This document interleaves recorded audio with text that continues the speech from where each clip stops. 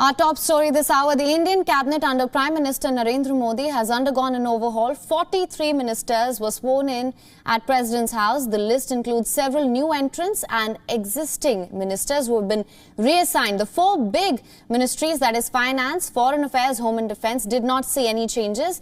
And the prominent names in the list of the new faces in the new cabinet include Jyotiraditya Scindia and former Chief Minister of Assam State, Sarbananda Sonowal.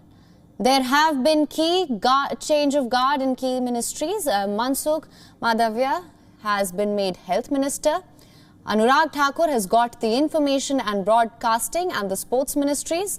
Ashwini Vaishnaw has been made the Information and Technology Minister, while Dharmendra Pradhan has taken charge of the Education Ministry. Now, ahead of the Union Cabinet reshuffle, a number of Union ministers resigned from their respective posts. The list of resignations includes several high-profile ministers. These include Law and IT Minister Ravi Shankar Prasad, Health Minister Dr. Harshvardhan, Environment, Information and Broadcasting Minister Prakash Javadekar, Minister of Social Justice Thawar Chand Gehlot, and Education Minister Ramesh Pokhriyal. India's President Ramnath Kovind has accepted the resignations of a total of 12 union ministers. It is the biggest cabinet reshuffle since 2014 when Narendra Modi government came to power. These inductions are also being seen as an exercise with an eye on the crucial state assembly polls next year.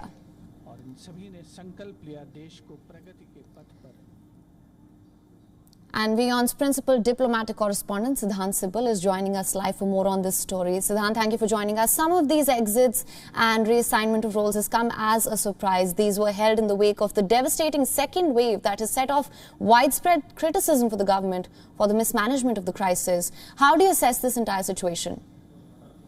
Well, yesterday was, in terms of political development, one of the biggest day in Delhi. We know that the cabinet expansion, in fact, it's not just expansion, it is a kind of an overhaul which has taken place. As you pointed out, number of high-profile ministers have resigned, new inductees have come in, 43 ministers have taken charge. But let's talk about two key ministries. One, of course, is the Ministry of External Affairs, and another is the Oil Ministry.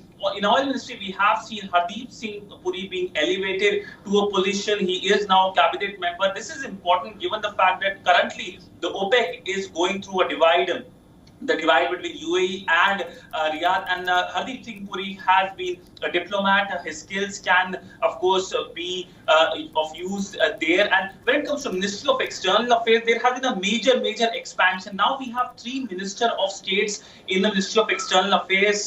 Muralidharan, V. Muralidharan, who is from the state of Kerala. Meenakshi Lekhi, she represents a high-profile New Delhi constituency. And Rajkumar Singh, he is from Manipur. Three MOS in one ministry, specifically Ministry of External Affairs, means that there are plans in future of expansion, even as India grows its diplomatic weight across the world. We know that even as we see, the Indian External Affairs Minister is in Russia. In fact, he has tweeted as well, congratulating both the Minister Lekhi and Rajkumar Singh on being inducted in the Ministry of External Affairs.